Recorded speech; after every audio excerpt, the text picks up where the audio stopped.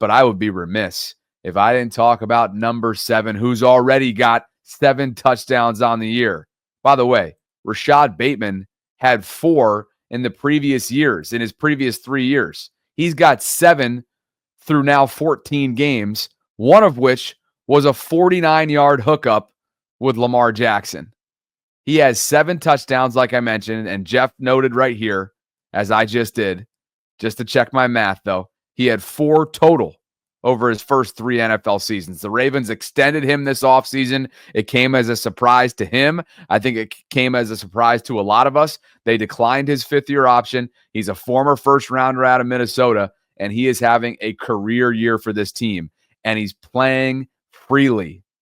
And when you listen to him, it's hard not to think that this guy's headspace isn't in a great area. Listen to him post-game tonight. I think I've shown myself that I am what I say I am. And, hopefully that I've showed the Ravens fans, this organization, Coach Harbs, Monk, whoever, that I am a playmaker. Earning Lamar's trust, teammates' trust, it's been big. Man, I'm genuinely happy for this guy. I had a lot of questions about him in the offseason. Today, he finishes with 3 receptions for 80 yards and 2 touchdowns. It's his first multi-touchdown performance of his career, and you heard him there. I've shown myself that I am what I say I am. Hopefully, I've shown the Ravens fans, this organization, Coach Harbs, Todd Monken, that I am a playmaker. Earning Lamar's trust, my teammates' trust, it's been big. And so far this year, not only does he have 7 touchdowns, but 654 yards receiving to go along with those 7 touchdowns, and he's played 14 games so far. Listen, this is big play bait. Big play bait has become a reliable playmaker. I know he's had some head-scratching drops, but tonight you saw a little bit of everything. You saw some silky route running. You saw filthy cutting, leaving DBs in the dust. You saw yards after the catch, a little bit of shake and bake on that 49-yarder to get into the end zone. This is a guy who's playing confidently. He has 3 receiving touchdowns this season of 40-plus yards. The only player with more, and the Ravens have a lot to do with this, is Ja'Marr Chase, because of course it's Ja'Marr Chase. But the big picture here is, especially in wake of what's taken place in recent weeks with Diontae Johnson, is that Rashod Bateman has emerged as a legitimate number 2. Today, he was a number 1. He led the way with a team high 80 yards receiving. In terms of catches, Zay Flowers had a team high 6 for 53. Justice Hill had 5 for 61, including that touchdown where literally there was all kinds of daylight. But you're looking at a player who's evolving, who's maturing, and who absolutely is playing an integral role for this organization right now. And that, to me, lightens the significance of what's taken place with Diontae Johnson. To me, DJ, anything he can provide for you from here on out, and we all remember, maybe you've seen it, maybe you haven't, but if you haven't, Mike Garafolo of NFL Network reporting pregame today that Diontae is expected to rejoin the team tomorrow, meaning his suspension will have been fulfilled. And unlike Devondre Campbell in San Francisco, who, yes, is still a 49er, but probably has played his last down, I think the Ravens are going to try and retain him. You hope that it's not a distraction internally. But the bottom line is anything he gives you from here on out is gravy if you're Diontae Johnson. I know some of you want him to eat the snaps of and the target share of Nelly and Tylen, but and I don't necessarily disagree with that. But I hope they take a careful calculation and evaluate what Diontae's reputation is internally, because you cannot afford to potentially ruin a run here. And if this team gets hot over the next month or so, and you've got selfishness on the sideline, because that's what that was. Make no mistake about it. During the Philadelphia game, that was selfishness.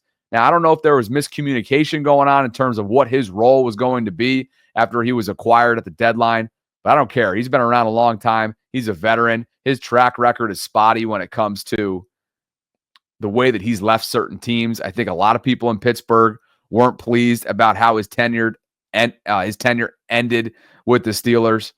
But the bottom line is Rashod Bateman is playing complimentary football for this team, and it was a historic day for one of his teammates. Mark Andrews now stands alone. He passed the great Jamal Lewis for most touchdowns scored with 48 in Ravens franchise history. Congratulations to number 89. He continues to stack. And I loved Lamar's quote post-game. He said, quote, man, like I said, I got a guy with me. That's a guy right there. One of the GOATs to play football ever. He got injured last year, came back, and people were talking about, man, we need to trade Mark. I didn't forget that, and I know he didn't forget that. And after a very slow start for Mark, don't look now. He has scored at least one touchdown in 8 of the last 9 games. He's playing great football. His numbers were modest, but it was a historic day organizationally wise, historically wise, for number 89. Mark finishes with 2 receptions for 24 yards, a touchdown. He was targeted twice and had a long of 13. But Mark, selfless. There's a selflessness to Mark Andrews that I can't get enough of. And I know a lot of you agree. Thank you guys for being with me tonight. Over 700 of you, close to 800 concurrently watching. We've got Sunday Night Football going on in Seattle right now, and the Packers are pounding it on the Seahawks early here. Of course, Philadelphia takes care of business, as we discussed off the top, which means the Ravens and Steelers, just one game separates them for the division right now. Pittsburgh leads the way. They can take the division with a win at home coming up on Saturday. The Ravens can take a great step forward to remaining in the fight for the division with a win on Saturday. And how about the Rook? How about Tez Walker with a little coming out party, at least for his first catch, which goes down as his first NFL touchdown as well. And it was a toe-tapping beauty. I mean, this thing was a beautiful ball by Lamar. It was his 4th touchdown pass of the day at the time. But for Tez, remember, this is a young player out of UNC who had an eligibility issue last year, which sidelined him for the first half of his season. He then comes back and lights it up for the Tar Heels. The Ravens draft him in the 4th round. Coming into the afternoon, he was inactive for 8 games this year and only logged 6 offensive snaps. He was mostly special teams. And I'm not going to sit here and overreact. I don't think we're going to see much of Tez down the stretch on offense, if at all. But this, if nothing else, is a confidence builder. He put it on tape, and let's see what Tez can do and develop as over the coming years in Baltimore on that rookie deal. A beautiful little toe tap, great concentration from 81. And by the way, if we're talking special teams and talking full body of work, he had a tremendous shoestring tackle on special teams. That's the type of stuff that's going to give him opportunities as you move forward. Defensively speaking, this was the graphic that I showed earlier. And while this isn't updated through week 15, the Ravens continue to take steps in the right direction defensively to kind of give you some hope that they're rounding into form. Weeks 11 through 14, they have taken significant steps forward, and these numbers will help and go in the right direction as well after today. It's not saying much because of the Giants' offense and how deplorable it is. But look at these groups. Look at these categories. They've improved in every single category compared to the first 10 weeks of the season. They jumped from 27th to 2nd in total yards per game. They jumped from 27th to 1st in yards per play. Again, these are all defensive rankings. They jumped from last to 2nd in passing yards per game allowed. And they jumped from 30th to tied for 4th on 3rd down. This is a group that slowly but surely is starting to stack games for Zach Orr. Look at the net passing yards allowed the past 4 games. Again, I know it's Tim Boyle and Tommy DeVito for the Giants. I get it.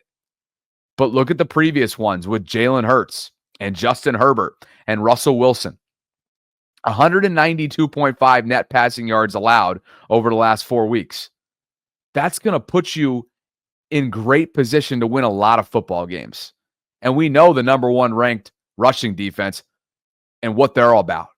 106.5 net rushing yards allowed over the last 4 weeks. 55 today. 166 to Saquon and company. 83 to the Chargers, and 122 to the Steelers. That'll be a key, of course, coming up on Saturday as well. And we will have an update on TJ Watt, who got banged up earlier today as well. But these are the numbers right here that are encouraging. I don't want to overreact to these numbers because it is only 4 weeks versus the previous sample size, which was 10. But make no mistake about it, there have been several adjustments made by this coaching staff that I think deserve some attention. Most notably on the back end. Benching Marcus weeks ago now, cutting Eddie Jackson, and really leaning on Kyle Hamilton and Ardarius Washington. That has paid dividends. You're getting healthy. Michael Pierce is back off IR. He is your run stuffer specialist. He is back in the interior part of that defensive line. Kyle Van Noy looks to be healthy, closing in on a career high in sacks. He's got 9. He picked up his 9th earlier today, which is ties a career high, which is what he set last year. He continues to sip from the fountain of youth. And don't look now, but Trenton Simpson may very well have been demoted at inside linebacker. Roquan Smith, his running mates were a rotation of guys, Malik Harrison and Chris Board. And I think that combined with the changes on the back end has really put him in a position for success. These are the types of changes that have to be a part of the conversation when you evaluate the new look Ravens defense just over the last month or so that are starting to put this team in a lot better positions. And today, statistically, I get it. It's the Giants, but they were dominant today. Just 236 yards total allowed to New York. The Giants were 2 for 12 on third down and had a whole lot of issues just moving the ball. We all understand that. It didn't take a rocket scientist to figure that one out. Tank Bromansky, I appreciate the super chat. You're right, Lamar's going to run all over the Steelers, best believe. Also, would you get a pizza or a burger for a Ravens victory dinner? Well, in honor of the opponent that they just beat, it has to be pizza. Appreciate it, Tank. Megalodon writes, can we all agree with Saquon taken out of the equation, Lamar is having a better season than Allen? I don't care about records. That's no debate. His statistics are off the charts. I shared that graphic earlier on. He is literally boat racing, to use today's analogy. He is literally boat racing his previous self. Look at the numbers. Are you serious? So yeah, there is no debate that he's having a better season. It's just, okay, how much is voter fatigue going to come into play? And how much is this specific win-loss record and the way the Bills are winning games in wake of Stephon Diggs' absence? There were a lot of questions about what the Bills would be without Stephon. Well, clearly those questions have been answered. But look at this. He's got over 3,500 passing yards, 34 touchdowns, 3 picks, over 740 rushing yards, and 3 rushing touchdowns. He's 2 touchdown passes away from tying his career high. And guys, they got 3 more regular season games to go. Pittsburgh, Houston, and Cleveland. So statistically speaking, it literally isn't even a part of the conversation. It's going to be really interesting down the stretch to see just how good this gets, just how compelling this MVP race gets as the going gets tough. And we are smack dab in the middle of December football right now, and Roquan Smith knows what's on deck. He was quoted for saying post-game regarding the Steelers, we know what's on the line. It's the division title. You're willing to put everything on the line for that. I know personally I'm ready to go out on my shield. Check your manhood. Do your job. You do that, we'll win the game. Ravens Steelers, round 2. We know the self-inflicted nature with which the Ravens lost the first time around, something that's become all too common for them this year. What's going to be really something to watch in the coming days is TJ Watt, who has a low ankle injury, according to Mike Tomlin. Now, am I concerned for his health? It's TJ Watt. He'd play with a broken ankle if it were Ravens Steelers. Let's be honest. This dude's a problem, and I'm expecting him to suit up without question. If the Ravens want a chance to beat the Steelers, and of course they'll have a chance, but if they want to put themselves in the best position to beat the Steelers, they have got to clean up what has become plaguing week in and week out for this team. and that is the lack of discipline. They are the most penalized team league-wide. They were going into today, and they certainly still are. Coming into today, they had been penalized 105 times, which had negated 885 yards by penalty.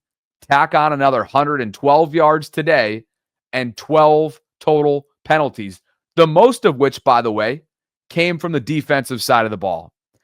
And man, oh man, a guy who had a couple of them, and unfortunately for his sake, we have grown accustomed this year to just kind of assuming that Brandon is going to be a penalized player, and that is B. Steve, who is in the middle of a contract year, and it's been disastrous. A couple more defensive pass interferences today, one of which was ticky-tack, but again, he's putting himself in really tough situations from a technique standpoint. And the CBS broadcast booth, which was compiled of a couple former players in Tiki Barber and Jason McCourty, put him on notice. Tiki wrote, Tim Boyle intentionally throws this on the back shoulder because he knows that Brandon Stephens has no idea where the ball is. That's a direct quote. Jason McCourty, quote, he's panicking. It's panicking at the point of attack, which is holding him back today. Guys, I really take no pride or enjoyment in this because I really like Brandon, and he had a hell of a year for them, and he's done so much asked of him. He's a former college running back. He was drafted to be a safety. He's done a lot. But technique-wise, he's not improving. He can't track the ball consistently, and it's really putting the Ravens in difficult positions.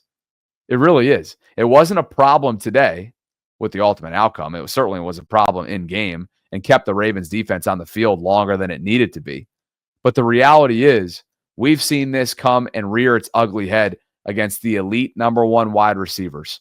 And while it's not necessarily a murderer's row end of the year, it will be come January when this team is poised to make a run. And I just have this sense that if you continue to give Brandon the role in which he's playing, it's going to come back to bite you.